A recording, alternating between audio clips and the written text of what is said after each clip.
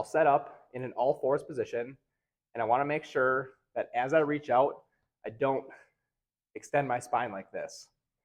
I want to begin by tucking the hips under, almost trying to round that lower back, maintaining that crunch as I reach the opposite limbs out. As I'm holding for time, I'm trying to continue to be able to tuck under with the hips, and then trying to lengthen as much as I can with my arm and this opposite leg. Again, be sure to lengthen through the limbs rather than lifting up as high as you can, creating that arch. We always want to maintain that tuck and that tension.